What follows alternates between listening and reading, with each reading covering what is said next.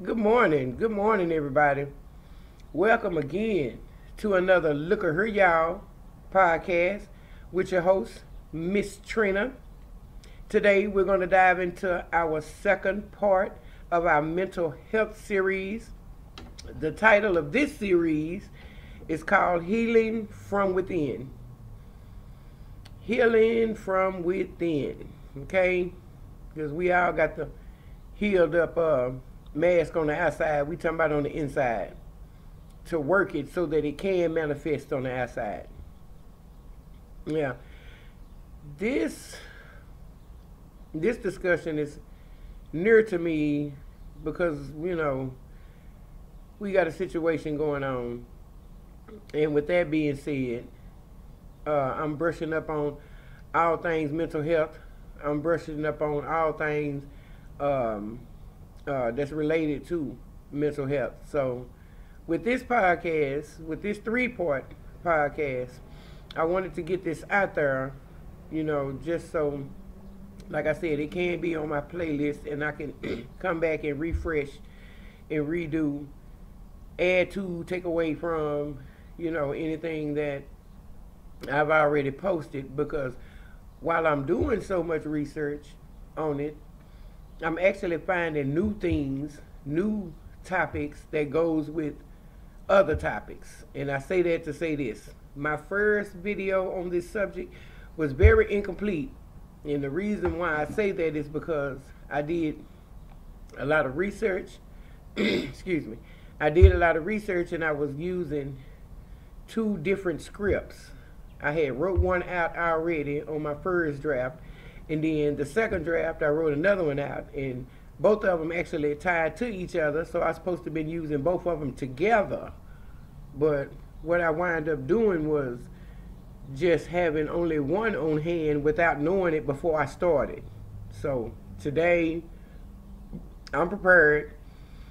I got up this morning. As you can see, I'm in my garage because I ain't got nowhere to set up in my house yet. So with that being said, we're going to get into it. Now, I want to point out a couple of things that I'm going to share with you. First of all, I'm going to share some inspirational quotes, a couple of Bible verses, and third, I'm going to give you a couple of little definitions. Now, I'm giving you the definitions like it's new to you. You probably have heard it before, but the definitions that I'm going to give, like today, it was actually new to me. I have heard it before, but I didn't quite know what it meant because I didn't have to know what it meant at the time because, like I said, I wasn't dealing with it. We don't deal with things that we're not going through. So that was one of the reasons why. But when I asked a couple of people about the word, they was like, girl, yeah. I mean, like, where you been? You in nursing and you didn't know that? Duh. But anyway, with that being said, let's get into it. First, I'm going to start with a healing quote. Okay? And the healing quote is from Unknown. Okay? And it states, sometimes the smallest step in the right direction ends up being the biggest step of your life. Sometimes the smallest step in the right direction ends up being the biggest step of your life. And with that quote actually brings me to another, well, not quote, but, it was another frame, it was another thought that came to my mind. And I wrote it down, so I would like to share it with you. Now, it's wild how often the world tells us to patch the cracks instead of exploring what created them. Society leans too hard on internal fixes, like medication and endless scrolling on the apps. But that's not always a healing tool. It's actually a noise to drown down the deeper call for presence. You know what I mean? Like,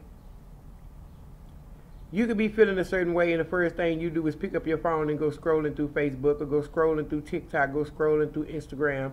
You can find you a couple of laughs. You can find you some inspirational quotes. You can find you somebody that feel exactly like you do for 15 seconds, and you feel like you are right after that. Everything is cool, but it's not. There's comfort in distraction, though, in numbing, in that illusion of control. It's comfort in all that. But growth does not happen in sedation. Growth does not happen in sedation. Now, sitting with ourselves require a quiet kind of bravery. To face the mirror with no filters. To let emotions speak in their rawest language. To witness out wounds without immediately reaching for cover. It's uncomfortable, downright scary, but it's also the birthplace of self-awareness, healing, and genuine transformation from the inside out. Genuine healing, transformation. And which is a good thing, because we all see ourselves in a certain light. We all know ourselves to be this certain person. But when other people form their own opinions of us and let us know about it, then there comes a whole nother, now I'm not going to say a set of problems, but it comes a whole nother view of your life from you, because you heard it from another person's perspective. Now, when another person point out your flaws, you let it go in one ear and out the other, because don't nobody care what they talking about. They don't matter. They ain't in your life. They ain't no significant part of your life, so it don't matter. But when you, your own self, come to your own conclusions that you are this way, now that's a whole nother piece of cake right there. That's a whole nother piece of cake that you got to eat, because deep down inside, you know it's true. And it don't even have to be deep down inside. It can be surface inside. You know it's true. And the first thing we say in our minds to ourselves is, girl, don't let what they say bother you, honey. That shouldn't even bother you. They talked about Jesus Christ. Let them say what they want to say. True enough, they can. Everybody can say what they want to say. Anybody can say what they want to say. So, and they can feel the way they want to feel. But that's on them. But now, you have to turn this in on you. How do you feel? What do you feel? Is this, when you respond to it, is it going to be traumatic? Or will you respond to it with a cool head and level? It all depends on what we, as individuals, want to do. Now, when it comes to the mind of it, yeah, because I can say the mind of it. When it comes to the mind of it, because that's where everything starts, in the mind. Everything starts with a thought. So, this episode will be all about healing. Not the kind that somebody hand you, but the kind you claim for yourself. That kind of healing. That from within healing. That look down deep inside yourself healing. Now, it's going to take a lot. It really is. And I'm not going to lie to you. And the reason why I say that is because I've been through it. But what I go through and what you go through is two different things, even though we have the same diagnosis. My diagnosis was depression. Okay? My symptoms was not being able to get out the bed, don't want to get out the bed, don't want to cook, don't want to move around, don't want to do nothing. Because I feel like if I'm not a help to someone else, then I'm not a help to no one. That was my mind frame. And that had me depressed for a while, simply because the state of Texas disabled me from my livelihood, and now I can't do it no more. So if I can't do that no more, what else is it to do? You know, what else is it to do? That was my frame of thinking, which spiraled me down into depression, because that was my only way of thinking. That if I'm not a help to nobody, I'm not good to anybody. I'm not good for anybody. So, but I had to bring myself out of that by actually doing different things. First of all, I went and got help. I went and talked to someone, and I do have a mental health counselor right now to this day. Yes, I do. Because you have to actually go through something to want to be able to share it with the next person. Because if I've never been through no bout of mental health, if I never went through depression, if I never went through this, if I never went through that, I couldn't come over here and tell y'all nothing. I couldn't, because I'll be speaking out of turn and I'll be speaking lies, because if you've never been through it before, then you can't talk about it. So I feel like I got enough to say on this subject, simply because, like I said, I was going through it. Now, when I say healing from within, okay, first I'm going to tell you what it is. And then I'm going to tell you what it is not. Okay? Healing from within means facing it. Your mental health. Learning from it. Your mental health. And growing through it. Okay? That's what it is. It's actually facing it, learning from it, and growing through it. Facing it, which is to stop being silent. Learning from it, which means the healing from within. And growing through it, which means thriving beyond it. Thriving beyond it. But I'm going to tell you what it is not. So-called getting over it. Getting over it. Oh, girl, just get over it. You know what? I've been feeling this certain way for a long time, and I'm not sure what's wrong with it. Girl, get over it. That's what people will tell you, to get over it, because they've never been through it. But if you speak to a person that have been through it or whatever, the first thing they'll say is, "Ooh, girl, let me tell you what I did. Or let me tell you what happened to me." Shared experiences, shared stories, so that you can make the next person feel like they are not alone in this. They're not the only one that feel like that.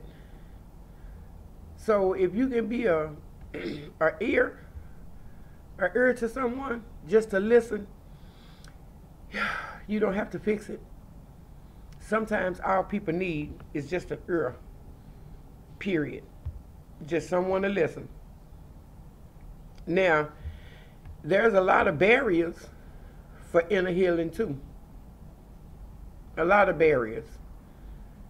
And when I say that, these are things that can actually stop you from healing, because you get scared when you actually face it head on. And that is the fear of sitting still. Don't nobody want to be still no more. Just be still for 5 minutes. I used to say all the time, if this certain person in my family sits still for like 5 minutes, we gonna find out a whole bunch of stuff we ain't got no business knowing. And that's the truth. Sometimes you have to sit still. But then when you sit still, you get to thinking. And I understand that. You get to thinking. And you get to thinking hard, you get to thinking long, and you get to thinking deep. And some of our thoughts can scare us, especially the ones that we long forgot about. Some of our thoughts can really scare us. And sitting still and feeling that guilt and that shame from past things you did or past things you said, and which you really can't understand in your mind why you did that or why you said that, you know, or why you responded to a certain situation like that, it's our mental. It's our mental. So you have to dig deep and find out, like, where exactly did that come from? Okay? Now, healing begins when we honor our pain instead of avoiding it. Honor your pain. Honor what makes you angry. Honor what makes you triggered. You know, you have to recognize that pain, see where it comes from, and actually deal with it. You can't be avoiding it, because every time you avoid it, you don't do nothing but compound it, compound it, compound it, compound it. And once something gets compounded a little bit too much, the pressure gets to getting a little bit serious, and then it gets volatile, and when it gets volatile, it explodes, and you're going to crash out. You're going to crash out the wrong way. Because the first thing people are going to say is, I can't believe she did that. Girl, she ain't never did that. Of course she haven't. Like I said, it's all in the mind. But here we go, though, with my part, the caregiver's corner. Okay? Healing while you give. Healing while you give. This is my part right here. This is my favorite part. Healing while you give. See, we as caregivers, we are naturally hands-on with any patient that we are taking care of. Whether it be a mental patient, whether it be a disabled patient, whether it be a baby. You know, we are always 110% hands-on with them. So when I say hands-on, if you was a caregiver like me, you knew how many people was in their family, you knew what they liked, you knew what they didn't like, you know how they like to dress, how they don't like to dress, you know what medications they like. You actually get personal with them. And once you get personal with them, you can't help but take on the toll that they have while you're in that capacity with them for 8 hours. And that's tiring. That can be emotionally tiring. Not physically tiring, but emotionally tiring. You know, and for everything that a patient goes through, I used to go through it too. I used to go through it with them. And the reason why is because, like I said, I was a different kind of caregiver, and I still am a different kind of caregiver. My heart goes into the room before I do. Just like we ask the Lord to go into a place before we get there, my heart goes into a room before I do. So with that being said, it was a couple of times where I was experiencing burnout. But I'll tell you what I used to do, though. I used to go in my car on my lunch break, like go to the park or whatever on my lunch break. And if I done had a stressful day, or I got a patient that's just giving me a run for my money, or I got a patient that just don't think I'm just that nice, or I don't know what I'm doing or whatever, I scream. I sure would. I let it out so loud, boy, you think somebody was in that car with me fighting. I'm serious. I would get it out. I would get it out some kind of way.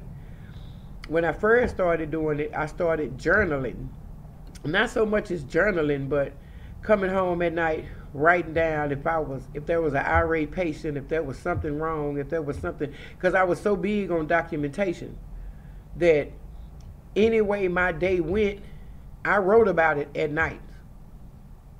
I either wrote about it at night or I discussed it with somebody else, so, just to get it off of me. Not so much as to get it off of me and give it to somebody else, but just to get it off of me so that I won't be so filled up, and not just filled up with negativity about the situation. I mean, just filled up with the emotions, the emotional part of it, period. That's a lot, because if you got your own going on, honey, you can't be too much trying to get with nobody else's. And that's just the truth. So, like, most of the things that I used to do would be like I used to always, like, take a couple of minutes even before I go into the job. I always take a couple of minutes just to be like, Father God in heaven, be with me while I make this shift today. Be with my patients, to let them know that it's somebody here that care about them, Lord. Just let me have a smooth day today. In Jesus Christ's name I pray, amen. And I go in there and I do my job, and sometimes it don't be no good day. Sometimes it don't be no smooth day. But I'm not going to lie and say that it didn't have nothing to do with me, because it did. Because the reason why it did is because of the way I would react to it. You know what I mean? I'm not saying I just popped off and just went off on a patient or a resident or did something like that or whatever. But if negativity came my way, at first, I would give off that negative aura back. And that ain't no good way to be. That ain't nothing you give to people that's sick. That ain't nothing you give to people that's healing, because you don't know what's going on in their mind. Simply because they got that outside thing going on does not mean that that's what's on the inside.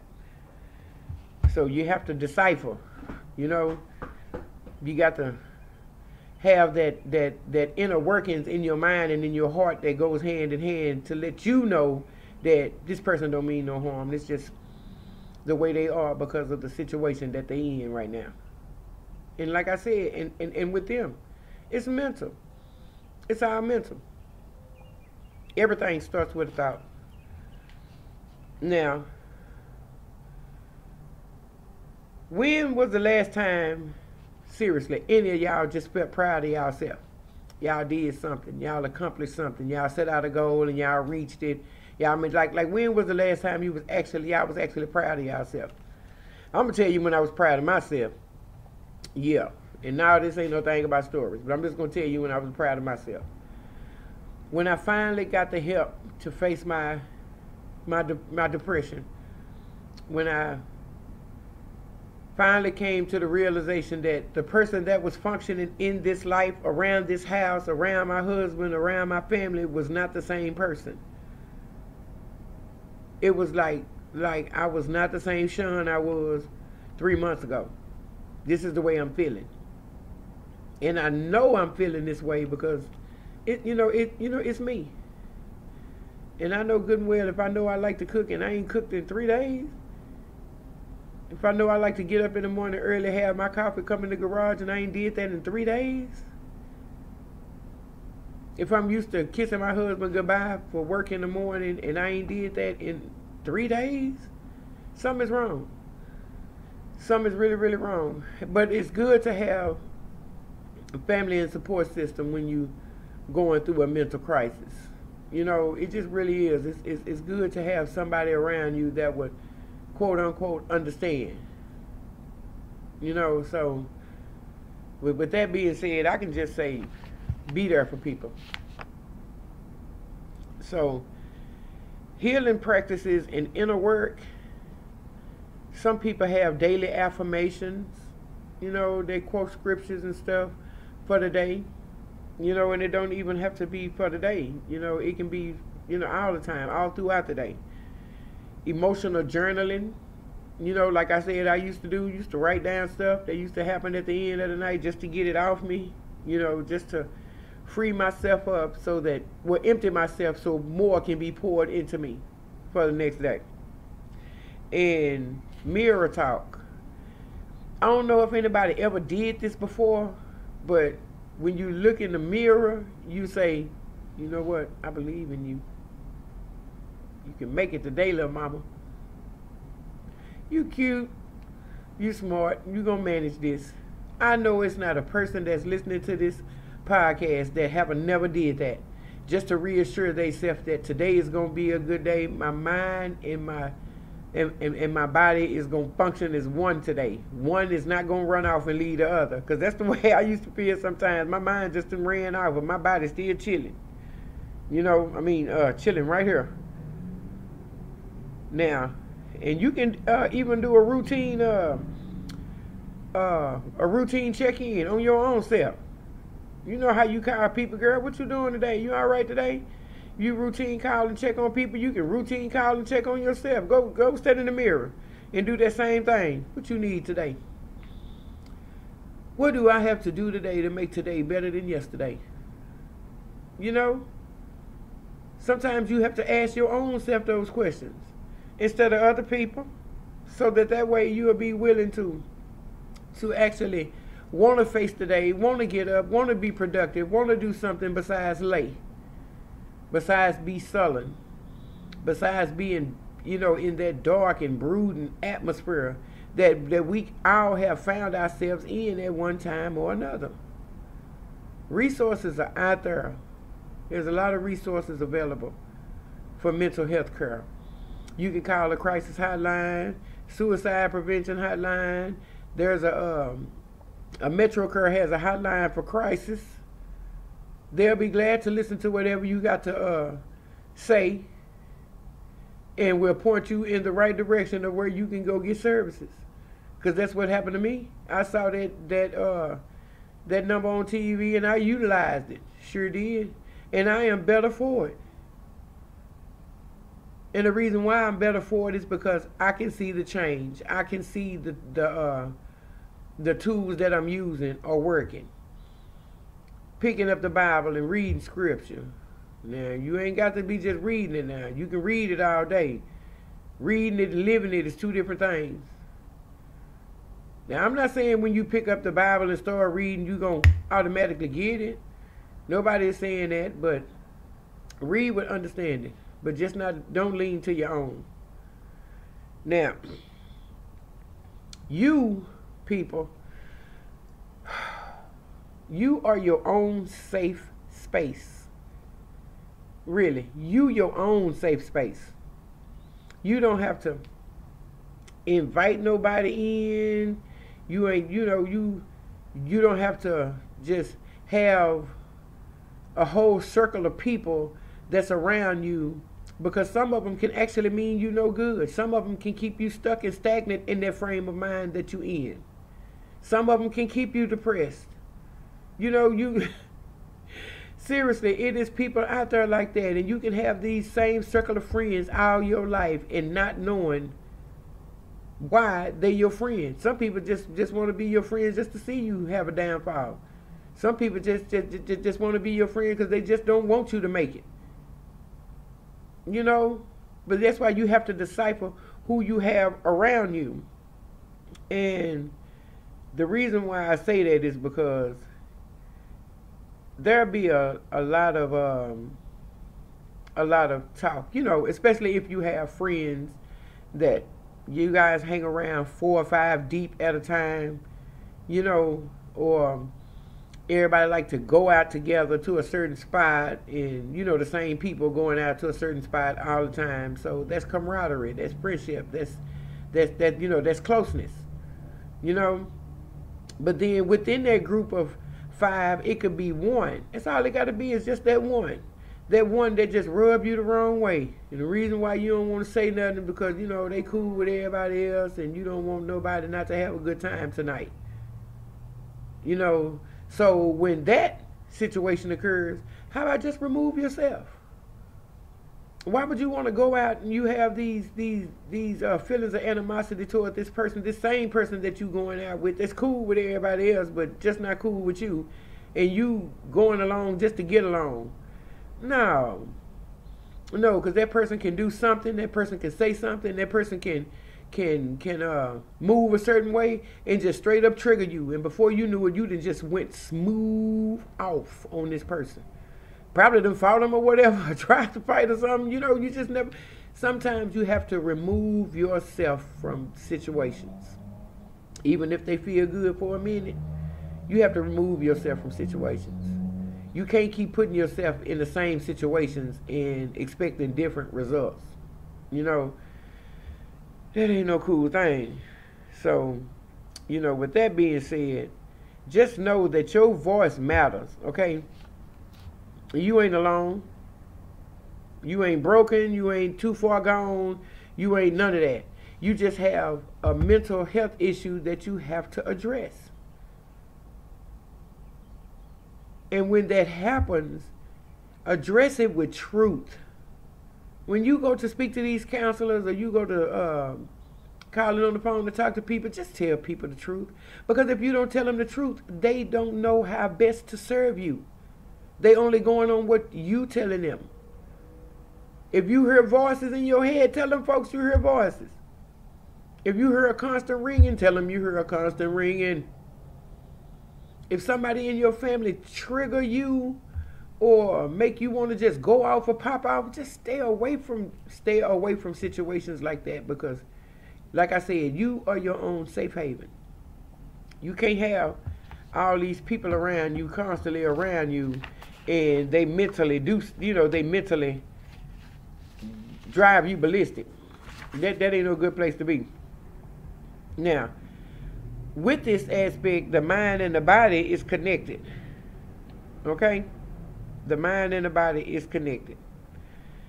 Because, okay, stress hormones like cortisol and adrenaline, some people got too much of that in them. For real. Some people actually have too much of that in them.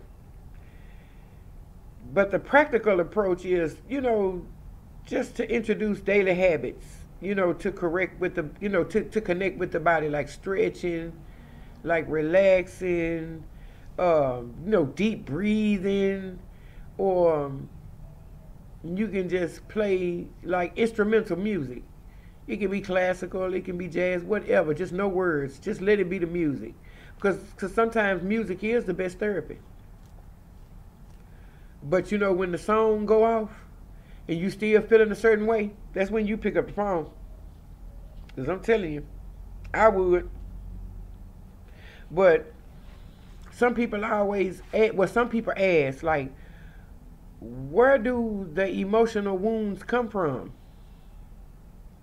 Like, why am I so angry? Like, where does this come from? But some people just don't know. Well, some people don't know, or they don't recognize that it's like childhood experiences. Toxic relationships, pressure from the society, loss. Each person carry their unique emotional baggage. Each person carry their own baggage. Whether it be people in the family just keep, passing away, important people that, meant a lot to a person in their life, keep passing away, and they feel like they don't have nobody to talk to about this and nobody to talk to about that, which you really do, because there are resources out there to help each and every last one of us with what we going through mentally. All you have to do is just utilize those services. You can ask yourself, like, what recurring thoughts hold me back? Who triggers me that much? And when I say trigger, I mean somebody that'll make you react with these, or some of these, you know what I'm saying? So you have to actually find ways to combat those feelings. And the only way that you can combat those feelings is if you pick up that phone, call one of the hotlines, and they'll help you. And they will help you. That's their job. That's what they're there for. And then you still have to ask yourself, like, what emotional, like what emotional feelings am I struggling with? Do I just get aggravated at the drop of the hat? Why do I get aggravated at the drop of a hat? Why do I, get triggered when somebody say a certain word or do a certain thing that I have seen before that I wasn't cool with? See, now that's where the problem lies.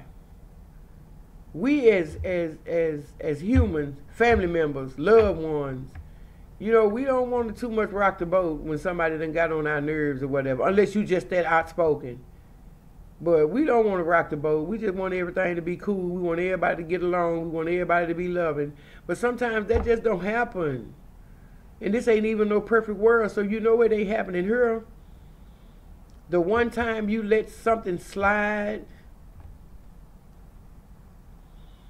that you really don't get with from a person, you can't get mad the next time y'all around each other and they take it a little bit too far. You can't get mad because if it's something you didn't like, you should have said something at first. You should have nipped that in the bud at first so that they would have that understanding. That's not the way you get down. Don't play with me like that. But you got people that won't do that. They'll just keep eating it and letting it build up.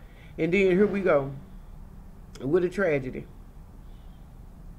And that's not a cool thing. That we as humans, we know how to stop when something is not feeling good to us. We know how to stop chewing when we don't like something that we done put in our mouth. So why do we always have to take the emotional toll of of people around us and have to, let me see, for the most part, say, have to put our feelings on the back burner in order to accommodate somebody else's feelings?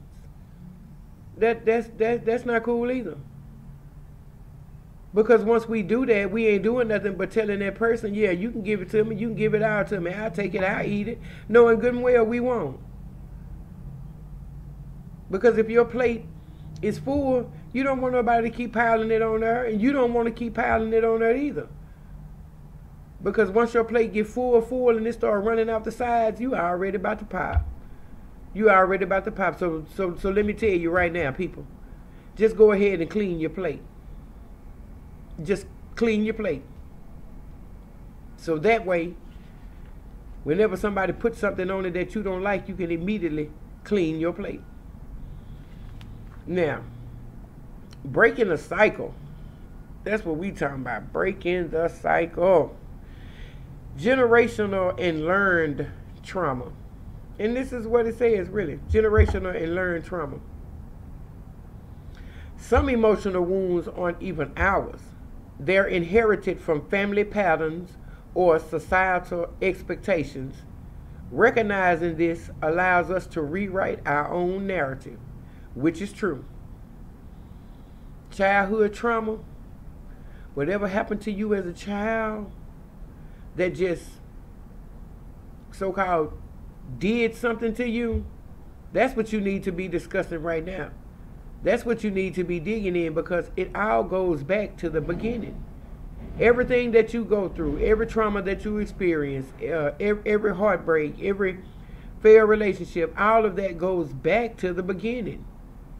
It goes back to the way you were raised. It goes back to who you were raised by. It goes back to, because our first impressions of life, our first impressions of the world are actually, they actually come through the people around us, our family. And while we small and impressionable, growing and learning, 4, 5, 6, 7, 8, 9, 10, all the way to 12, whatever, we are study growing and we are learning. And if the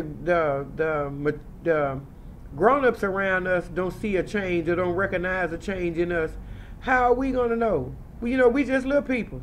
We don't know. So we grow with this. We grow with this. We grow with this. We grow with this until we done got this big old age, which for me was 49. I done got this big old age, and I'm wondering why I'm just popping off at folks. Like, how you can't look at me too long without me asking what you looking at. Without, you can't say something slick without me saying, what you say? But, quick kind of response. Simply because I was dealing with something that was, that I developed during my childhood, but not knowing that it was actually manifesting and coming out before I was diagnosed with depression, not knowing that I was depressed, and I was just in it. So with that being said, I had to recognize my own self. My husband could tell me, I want my best friend back. My sisters and brothers can ask me, Sean, what's wrong with you? I never had no answer. I always had a frown on my face to combat what they was talking about, because the thoughts in my head they wasn't just clicking together. The thoughts in my head was just, it was like a a quiet mess. And just because I'm this big and I'm this black, that don't mean I'm strong. Honey, you would think I was made of Teflon. Babe, I'm weak as toilet paper around here. When it comes to emotional instances. Really, when it comes to emotional instances, and I never knew why. But it took me talking to my therapist. It took me with that counseling to find out exactly what was happening to me. And I am the better for it. I really am. Now, there are two things that I wanted to cover too before I leave. And that is letting go versus processing. Okay? Healing don't mean forgetting or suppressing pain. It means fully processing it and choosing to release what no longer serves you. Let me get it to you again. Letting go versus processing. Okay? Healing doesn't mean forgetting or suppressing the pain. It means fully processing it and choosing to release what no longer serves us. Okay? Meaning, let me think what all I can do. Let me think about all that had happened. Let me think about better ways to communicate. I got to find some kind of better ways of letting it go. But you don't want to just let it go. You want to actually cure it. And when you cure it, you talk about it with your own self and go get that help. Don't just let it go. Process it. Cure it. Now, this has been a lot, but if I haven't covered anything that y'all would like to hear, just let me know. But my closing thoughts on this is this. Healing from within is not about perfection. It's about progress. Small steps toward emotional awareness can create major shifts in well-being. Yeah. Healing from within is not about perfection. It's about progress. And we all want to progress to do better. We all want to heal, especially those that are having, mental episodes or breakdowns or so-called crises, mental health crises or whatever. We all want to be better. We all want to do better. So there are tools out there, and there are services that can help you with that. All you have to do is just be human enough to reach out. Don't be afraid to ask for that help, because we only get one mind, people. We only get one body. And when our mind and body is tied together, they can actually go together. So we don't want, we don't want that. We don't want the mind to be going 1,000,000 miles a minute and the body is staying stagnant. We want them both to be on the same accord, working in harmony, so that we can feel better about our mental health status. Now, there is another healing quote that I want to share with you before I leave out of here. And it's actually 2 scriptures. And you can quote me on this because it's written. One is from Jeremiah 30:17. And it simply states, "But I will restore you to health and heal your wounds." Jeremiah chapter 30, verse 17. "But I will restore you to health and heal your wounds." And that sounds good. And another one is from Proverbs 17:22. No, I don't want to share that one, because that was for another. That's for my next one. That's for my next podcast. But other than that quote from Jeremiah It's kind of all you need to hear from the Lord. If you can't talk to no human, talk to Him. If if if if you actually need someone to actually give you some kind of insight, some kind of voice of reason to speak on it now, then yeah, by all means, reach out to the crisis hotline. But for prayer and healing, all you have to do is pick up your Bible, people. Because like I said, everything starts with a thought. And with that being said, is it finna get noisy? Yes, it is. I hope y'all don't hear that. But that's a truck passing by. I'm in my garage. But for all of the ones that stayed to the end, thank you, thank you, thank you. For all of the ones that listen, like, comment, and subscribe. If you don't want to do any of that, just share it with somebody that needs to hear it. And with that being said, y'all just continue to love and take care of each other and be blessed. Have a good day, y'all.